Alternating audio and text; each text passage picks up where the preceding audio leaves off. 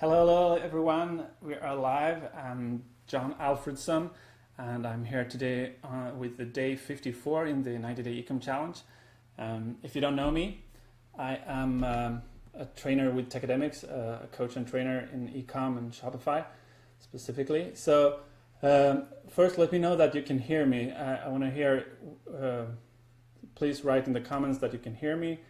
And I'm going to go ahead and talk a little bit about, introduce myself a little bit, and then we can go into Q&A today. We're going to have Q&A about, ask me anything about Shopify, about Facebook, about advertising on Facebook, and e-com in general as well. I will do my best to answer. So, I'm John Alfredson, and my background is, I have a technical background. I'm from Sweden originally. I have a doctor's degree in electrical engineering from 2008 from Sweden. But I decided to go into online marketing in 2008.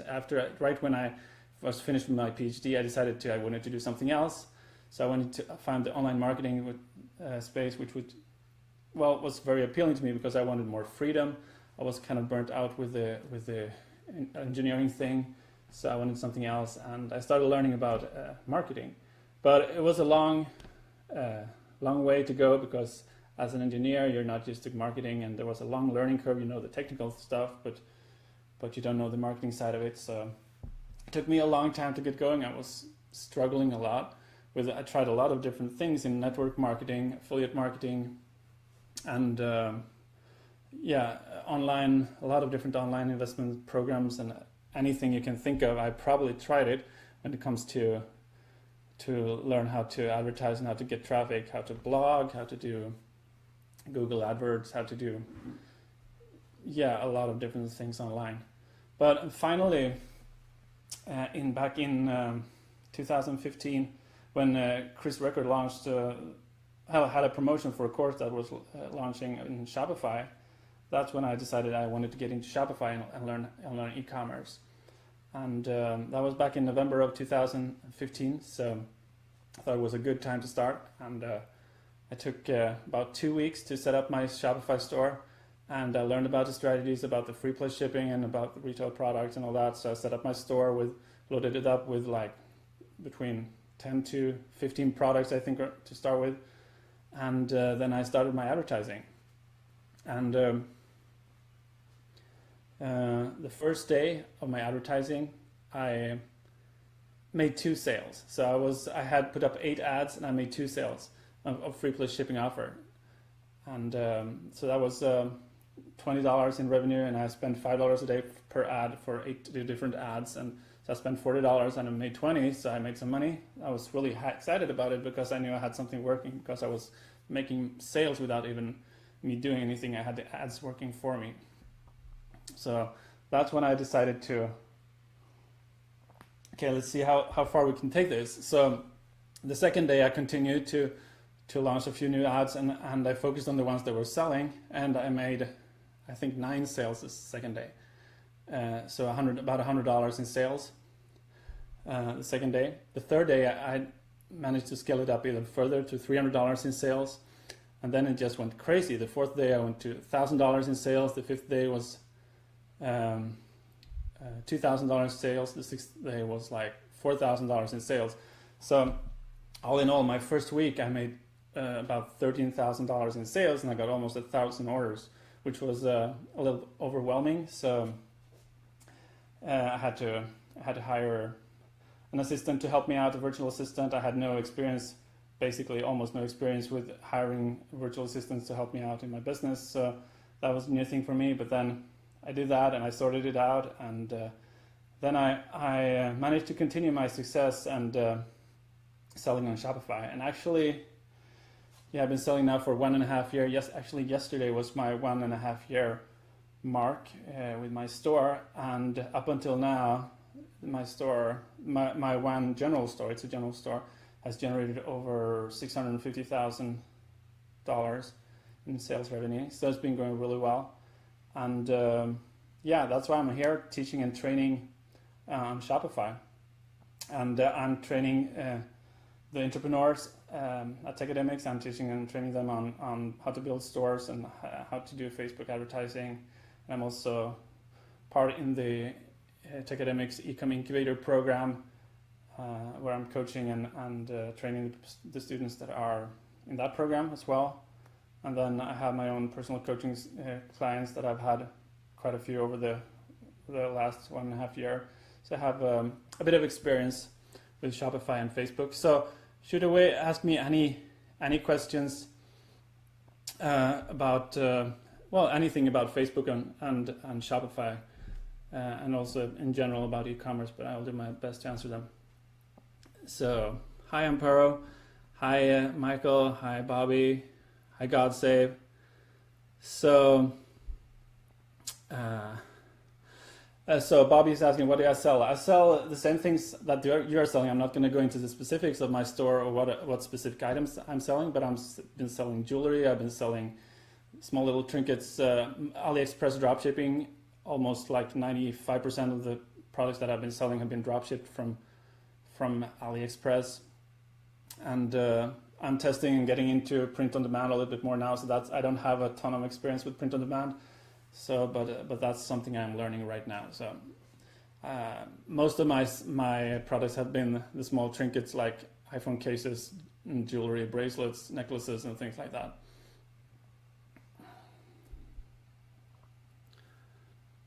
So the first product I started selling, what was the first product I started selling that gained traction? So the first I started selling, it was a free plus shipping offer, and I launched it right before Christmas. It was right before Thanksgiving actually, so that's why one thing extra. People are in buying mode in the holiday season, so that's easier to get things to take off if you have the right product, and that's what happened for me. So the product I sold was that took off. It was a piece of jewelry, so that but it got really popular. People wanted to give it away to as a holiday gift, a Christmas gift, and so on. So what apps do you recommend? So apps for Shopify, that depends on what level you're at. There are a lot of different apps that you can install, but on the basic set of apps, I recommend, first of all, I recommend that you have the app Convertio for creating nice looking receipts to send to your customer, and that app can also drive traffic back, so you can get more sales with just by having recommendations in the receipt for other products that are similar to what they just bought. Another app that I highly recommend is the Abandonment Protector. That recovers abandoned carts, because that's actually the app that's giving me the highest ROI. I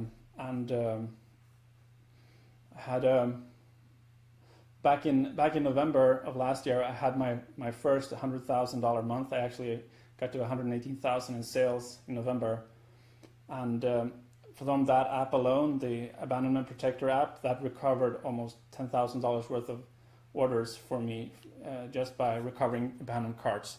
And I only paid, I think, like $50, $60 or something like that to use that app for the month. So it starts at $8 a month. It's a paid app, but it goes up from there depending on how many emails it sends out, and that depends on how much traffic you have. But it's definitely the best, my top app when it comes to return on investment. So that's highly recommended. Other apps that I recommend are the apps that increase conversion, like one is called FOMO, and there is a similar one called Sales Pop, which pops up a notification of social proof that someone else has bought a product on your store. So when people are coming and visiting, they can see that other people are buying, so it gives them more confidence in also placing an order. As well as countdown timers that are increasing giving scarcity and increasing conversion as well. The countdown timers are also apps that I highly recommend, and apps that basically makes the site your store looks more legit, gives it credibility, like badges and stuff, like trust badges and things like that, can also help in increasing your sales.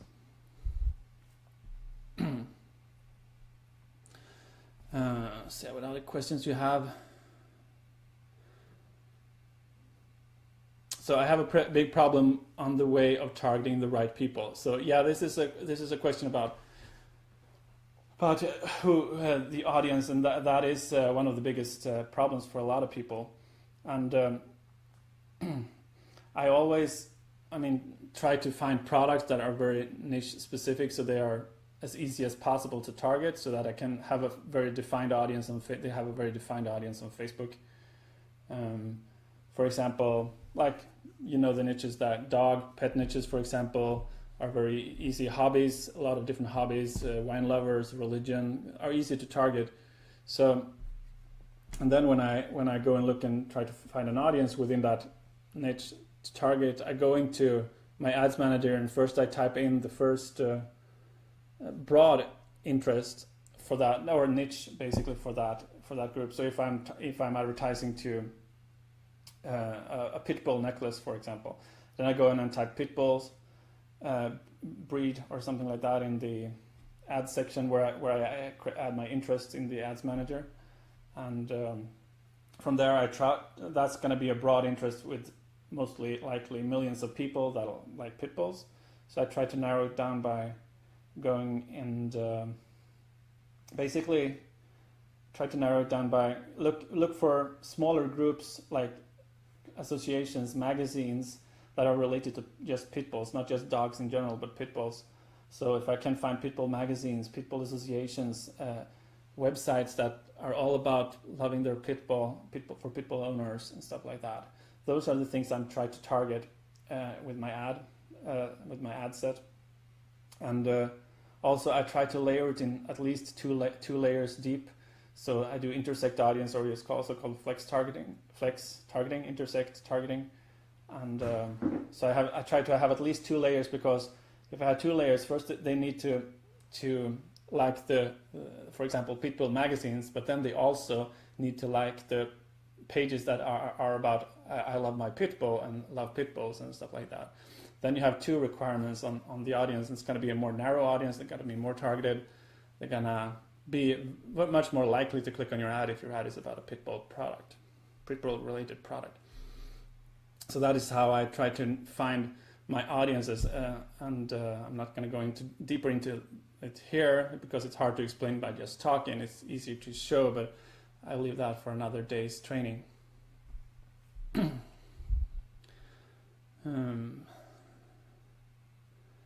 So we are having a Q&A, so if you have any questions about Shopify and Facebook advertising, just post them here and I'll try to answer as many as I can today. And I'm John Alfredsson, like I said before, and I'm one of the trainers for Techademics. And let's see here. I'll need to learn how to delegate work. And yeah, delegation is definitely important when you're launching your store, because as soon as you start making sales, you should think about outsourcing some tasks, because you don't want to handle your customer support yourself, because that's going to drain your mind, because dealing with customers that are not satisfied, because most customers that are contacting support, they're not satisfied in some way and they have some complaint or something. So you're only going to hear negative talk all the time from those people, and you want to hand that over to someone else that you can pay to do that for you, so you can focus on the creative side and what other products to launch and what to do next in your business. So start thinking as soon as you start making sales, you should start thinking about that, hiring someone for customer support and also for order fulfillment. So I hired my first VAs after I got my first 1,000 orders.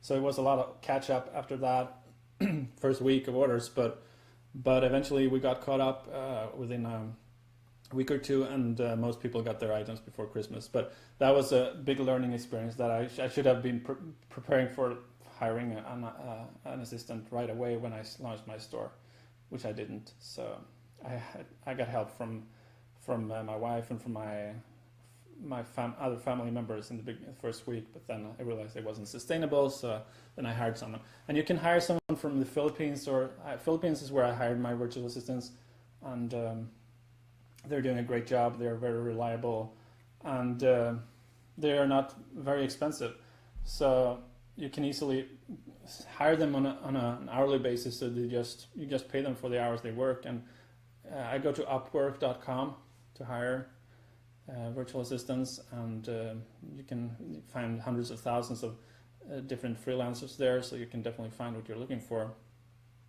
And they have also a system that can track what the assistant is doing, so they takes a screenshot of the assistant's screen every few minutes, so that you can actually go in and look at that screenshot and see that they're actually doing what they're saying that they're doing, so they're not, wasting your time or wasting your money. So that's highly recommended site for outsourcing. Hello, Sophia. How are you doing? So what is the one thing, if there is a one thing that completely shifted your ads, cracked the code, understand product match with audience, but still looking for the one? So yeah, it is all about finding the one product. The product that's the audience gonna like. So it's about testing products, and I've gotten a lot of coaching and taken a lot of training myself during the last couple of years since I started with ecom, and some of the best people that I've learned from that are doing the best, they are constantly looking for new products and looking to testing new products. It's all about testing products, because a lot of the time your ads are not going to work when you launch a new product. So that's the majority of your ads are not going to work, because it's just going to be good experiences for you, but they're not going to be profitable for you either. So maybe in the beginning only 1 out of 10 of your ads or your products are going to make sales, and that's normal. Don't freak out about that, because that's what happened to me too. When I launched my 8 first ads, only one of them was the real profitable one. I think maybe 1 or 2 made sales, but there was only one that really made the big money. And that's also what's going to happen. What's happening for most people? That's just most of the revenue for a store is coming just from a very small little group of products usually. So even if they have hundreds of products in the store, most likely only less than 10% of the products are going to make up for a majority of the revenue, like 80% of the revenue in the store. So you don't need a lot of products. You need to find the right products. And the big players that are, I know people that are making $500,000 a month in sales with Shopify, and even others that have made $1 million a month at some months, and all they're doing is launching new products, testing new ads, launching new ad sets, testing new products daily. They test a lot of products and launch a lot of new ads daily. So they're not just relying on that one single product and trying that single product every angle of that. They're trying a lot of other products as well. So they're constantly launching, and that is one of the biggest keys to become successful with Shopify, I believe, and this game. So. And then that's also something you need to do yourself in the beginning so that you learn it. But then that's also something you can outsource. You can hire someone that you can train and do that task for you, to do product research and create new ads for new ad sets for you, so that you just go in and launch them when they just create the post for you and things like that. So let's see other questions. Please post questions here. So, which training do you think delivers better when it comes to results, the Entrepreneur Club or the Impact Series? Okay, so the Impact Series is that's the basic foundation for internet marketing, but I think the Entrepreneur Club is coming up with new content all the time. So it's actually something that I would definitely recommend you to start with. Because you will always have fresh content coming out, what's actually working right now. So Entrepreneur Club is the way to go if you need to choose between the Entrepreneur Club or the Impact Series training to start with. So we're doing Q&A about Shopify and Facebook. So Facebook ads. So feel free to post any questions. And there are not a lot of questions here. There are 44 people on. Ask more questions, please.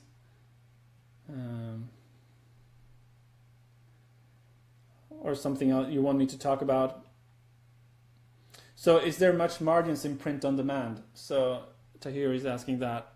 So yes, print on demand is absolutely something I recommend all of you getting into, but I am don't necessarily recommend you to start with print on demand when you're learning, because it's also takes more money, and and it requires more design skills and things like that.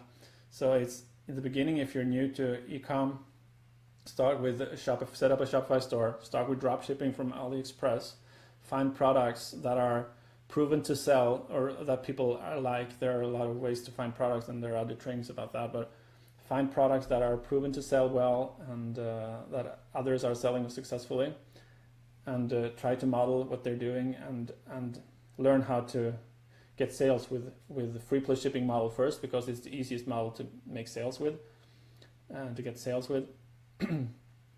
Free plus shipping, you're going to get a lot more people taking action and clicking in on your ad if you're offering a free plus shipping than if you're offering a product that is paid with free shipping or is paid plus shipping. So even if it's a very low cost, even if it's a 1 cent product, 1 cent plus shipping is going to get a lot less conversion than free plus shipping. That's just psychology of people. When they hear the word free, it's something that triggers them to take action, take more people to take action. So it's going to be easier for you to make your sales that way. But then the margins in the free plus shipping products are not very high, so you need to sell very many of them. I've sold a lot of free plus shipping items over the years since I launched my store, and I actually just crossed my 50,000 order, so 50,000 orders, and I've sold tens of thousands of those orders have been free plus shipping orders. So there is definitely, if you can get the volume, if you can get hundreds of sales a day with free plus shipping offers, you can definitely make good money with it. But you need to scale it up, because the margins are only a few, like $3, $4, $5 maybe per order, the profit margin. So in addition to that, you want to add, when you learn how to make sales with the free plus shipping and all that, you want to add other products that have higher margins so that you can get a higher average order value for from your customers. And print on demand is a great way to do that. Print on demand products, you can get great.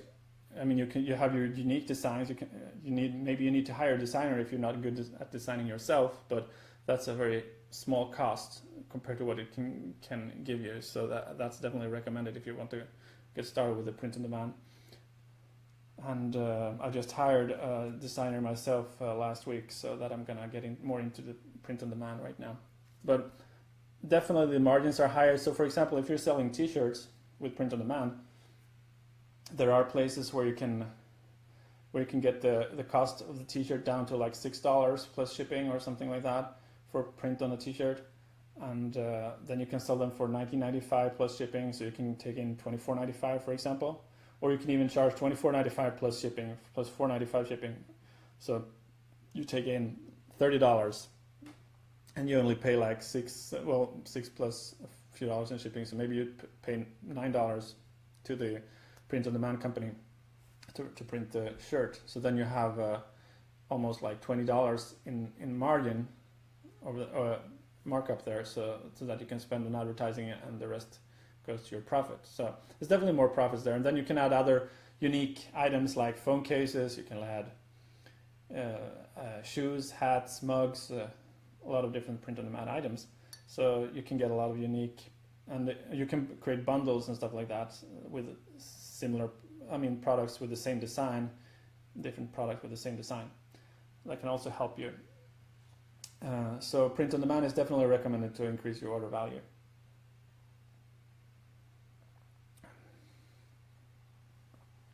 So print on demand takes a little bit longer to learn. I think if you're not a designer by trade or good at design, you need to learn what's actually working when it comes to design. It might not be the designs that you actually like yourself that are actually selling. So you need to trust what actually the public opinion are, what people are actually buying, and for that you need to do research and look what other sellers are selling, what type of designs that are getting a lot of traction and things like that. So that takes a little bit of time, but the good thing, you can learn that while you're beginning. Well, begin first with AliExpress, and you have all the products already designed for you, ready to ship from AliExpress, so you can start making money. You just need to focus on the Facebook ads, but then also you can start learning about what designs are good and things like that while you are making sales with AliExpress, so then you can jump into print on demand later. So any other questions you have here? I can't see any more questions right now. There are only 23 comments. I don't know. Is you don't have any more questions, or is it just me that I can't see any more? So, would using the same pixel, Christian is asking, would using the same pixel for your Shopify store and Gear Bubble print-on-demand store ruin the pixel? So, no, it doesn't necessarily have to ruin the pixel. You have one pixel per ad account, and I would recommend, if you can, to create a different ad account for a different store. But you don't have to. You can have, I mean, as well as you can have one pixel for a general store with multiple niches in it, you can have one pixel with multiple stores in different niches as well, and it will still work. Does it make a difference if you have multiple? I mean, if you have one pixel per niche, maybe you get higher conversion if you have one pixel dedicated to each niche, so that the pixel actually learn what type of buyers are for that niche specifically more than. But I have a general store. I have one pixel. I've had 50,000 sales, like I said, with just that pixel, and that is in many different niches, and I'm still making sales in multiple niches. Anytime I try a new niche, I usually make sales. So it doesn't matter that much to have different pixels based on different niches, but it could be good from another aspect to have a different niche for a different pixel for different store, in case you decide to want to sell your store, because then the buyer usually want to have your pixel and your pixel data as well, so that you should need to sell that, and that is tied to your ad account. So you need to have a separate ad account for that store, so that you can actually sell the ad account together with the store. You will get a lot more money for the store.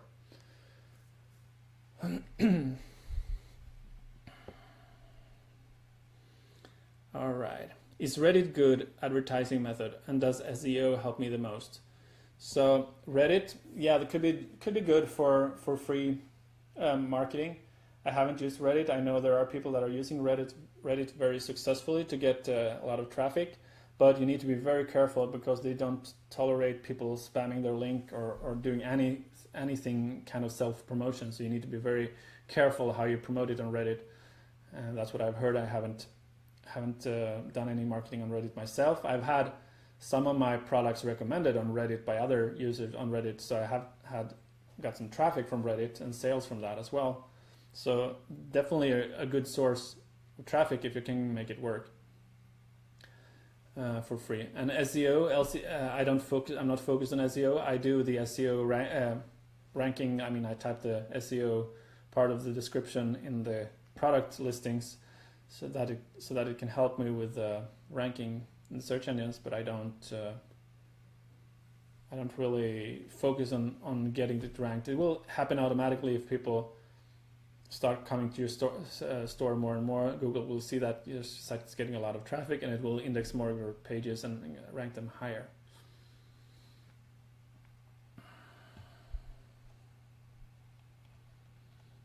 So I don't know if there is anything wrong, but I can't see any more questions. There are no more comments here.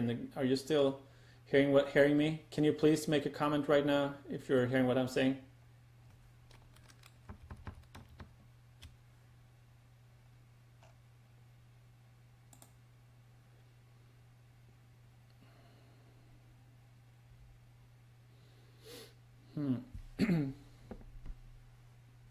So they're probably targeting people.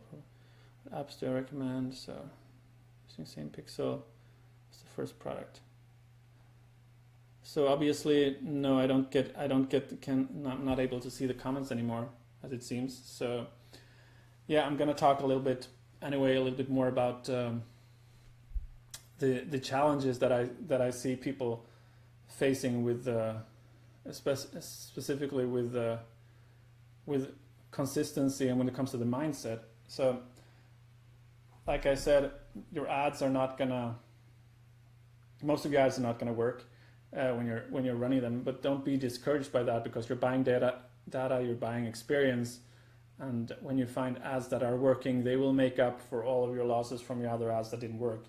So when you find that product you will be able to scale, then definitely it will make up for everything. So And in the beginning, maybe 1 out of 10 is going to work for you. I don't know your ratio, maybe even less than that if you're new to it. But with practice, you'll get better, and you'll get more ads will actually work for you, and eventually maybe 2 out of 10 will work, maybe 3 out of 10. But I think that in most cases, for most people, they will not get. I mean, they will still have more failing ads than ads that are actually working. Even if you ask the most successful marketers that are on Shopify, that are on they're making hundreds of thousands a month, and they're launching ads every day. I mean, they still need to cut off majority of their ads. Anyway, each and every one of them. Just ask them. They launch ads, and they look at them closely for the first day, or depending on the budget, how much they're willing to spend. And then when they see that the stats are not working or not in their favor, they're turning them off quickly. So they're all about launching a lot of ads. So if they launch 100 new ads one day, by the second or third day they might have turned off 80 of them. So and there's only like 20 of them that are still making sales and generating money. Then they continue to launch more ads. So they're building up a portfolio of working ads while they're turning off the ads that are not working. So that's one way to scale it up really big, just launching ads all the time. And a lot of people have challenges with scaling and know how to scale out and scale up. So my recommendations for scaling is first, try to scale to any audience that is really obvious to scale to. If you have an audience, we start with an audience of 500 to 800,000 people maybe, and you're making consistent sales on a daily basis, I would say, or at least you're making every other day. If you're spending $5 a day, you're making sale every other day at least. When you've made like 10 sales or 15 sales or something like that of that product, then you could be pretty confident that it has some potential for scaling. You don't know how much yet, but it should be possible to scale it to some extent. What I would recommend then is that you do go and first go and create a custom audience based on all the visitors to that specific product page. So then the Pixel will record all the visitors on that specific product page.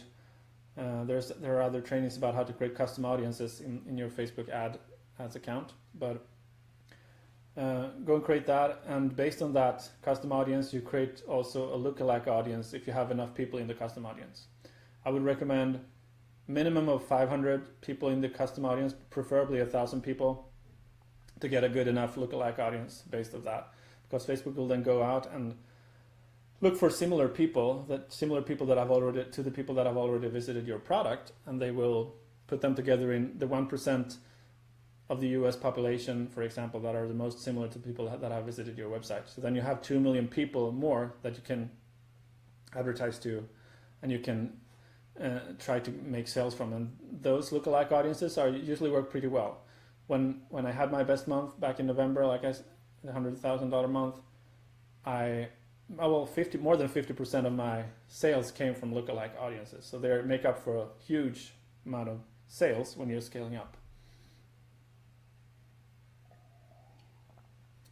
Other ways to increase your sales when you're just having an ad set with $5 ad or 1 or 2 ad sets with an audience of 500 to 1,000 people, 500,000 to 800,000 people, sorry, is that you divide that 500,000 audience into multiple segments into age groups, for example, or divide them into iPhone users and Android users, so that you get more different ad sets. So you split them up. And to each one of those groups that you split up into, you can create one ad set for each group. So then now you have maybe 5, 6, 7 different ad sets, and you can each run a $5 ad to each one of those 5 ad sets. That will be very helpful to spend more money, because when you're spending more money, you will make more sales. So that's a $5 ad can only take you that far. Or maybe you can get the cost down to make a sale to maybe $1.50, $2, something like that. If you're really good, if you have a product that sells really well, the average cost to acquire a sale might get down to $1, $2, something like that. But for a $5 ad, $5 ad set, you will only be able to make then 2, maybe 3 sales or something like that on a daily basis, and that's not going to make you rich. So you need to spend more money. So if you can duplicate that ad set and split into age groups, like I said, so let's say you have 5 different age groups that you split it up into. So now you add around a $5 a day ad to each one of those age groups. That means $5 a day times 5 groups, that's $25 a day. So now out of these $25 a day, each one of these ad sets now has the potential to make 3 sales, maybe. So that will mean you can make 15 sales from $25 a day, potentially. I'm not saying that all of these ad sets are going to work, but some of them are and some of them are not, probably. But that's how you scale it up, and to basically, without increasing your budget, because increasing your budget can also help you reach more people. But sometimes when you're increasing your budget, you're also missing out, because Facebook creating a budget changing the budget for your ad set can cause the optimization to start over, to optimize within Facebook, so that Facebook start re-optimize your ad, and then you lose all the momentum that you have going on. So don't change the budget on a running ad set. I do not recommend that. So if you want to change up the budget, create a duplicate of the ad set that is working, and let the original one continue to run if it's profitable, if it's making sales, and then basically you up the budget on the new duplicate. That way you can scale it up and reach more people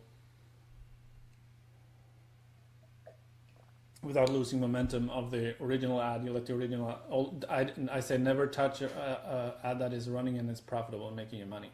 So don't touch it. If you want to do something, do some changes, just create a duplicate of it, duplicate of the ad set, and make the changes to the new duplicate.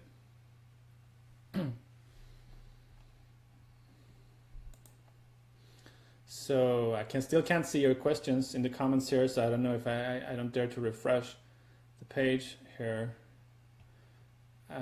because I guess I will lose you. So let's see. Or actually, let's do this. Since I can't see your questions, I'm gonna end the recording of this live stream right now, and I'm actually gonna